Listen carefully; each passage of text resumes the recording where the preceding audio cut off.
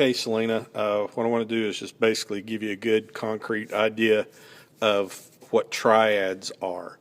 Now, what's a good way to do is to just imagine a piano keyboard. And I want you to look and see if you notice a pattern of the black keys as I go up. You've got a group of 2 black keys and a group of 3 black keys.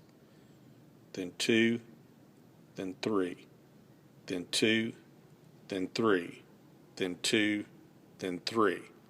So basically, you watch that pattern of 2 and 3 black keys, and that'll tell you where you are on the piano. Now, on full-size pianos, you get down to the bottom, and the pattern's all screwed up. But if that kept going down this way, you'd have another pattern of 3 black keys down here. But the keyboard ends right here, so the pattern's off. But if you go all the way up, you'll see that the pattern holds right into the end. Okay? But that's important. Just keep that in mind.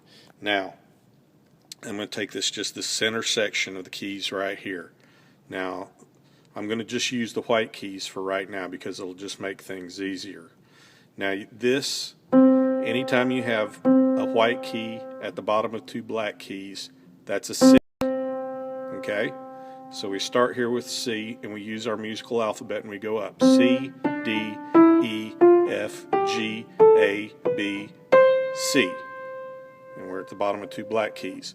Notice that after we get to G, we start back over with A, because none of the letters are important after G, because A through G is what we name notes with. The rest of them are fine for making words and sentences and stuff, but the really important ones are A, B, C, D, E, F, G.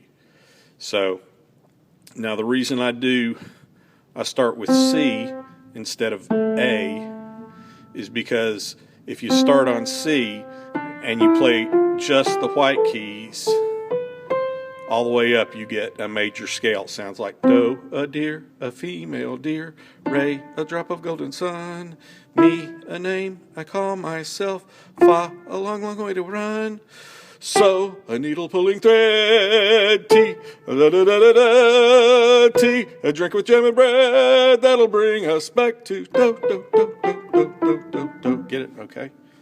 Ha, ha, ha. All right, but when he's talking about triads and chords, a chord is any group of 2 or more notes played together. See how pretty that sounds? That's a chord. Now, look how many keys I'm pushing down. Okay? How many is that? Why do you think they call that a triad? That's why you call it a triad. It's 3 notes. Okay? All at the same time. Now, if I were to take this C, and since I'm holding the camera, it's hard to do. I'm going to reach up and play this C2. We still consider this a triad because we don't count repeated notes. This is C and that's C.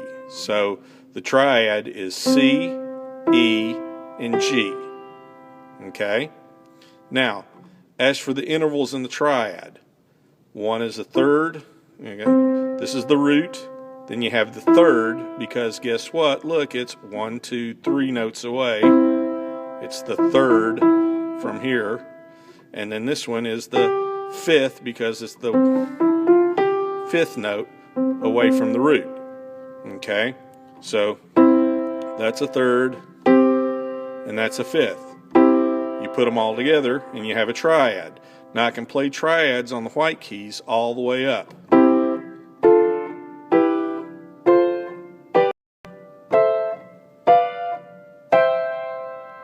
Okay, so that's basically triads. Triads are 1, 2, 3 notes.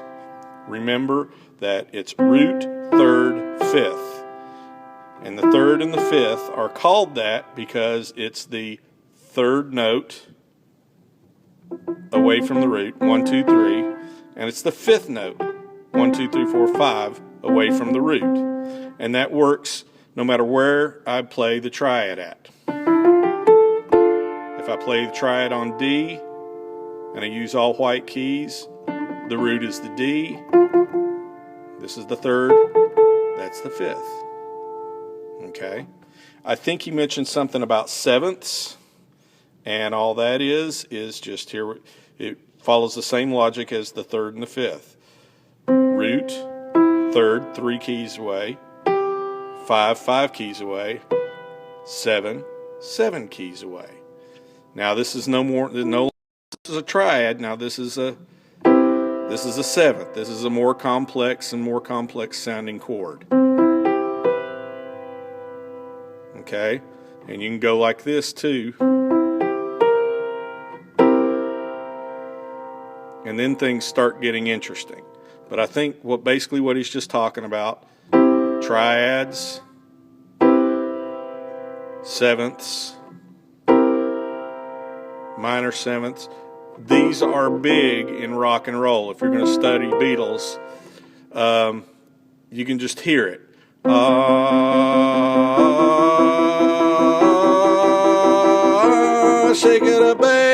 Shake it up, baby, twist and shout. Get it? Okay, hopefully that's enough for right now.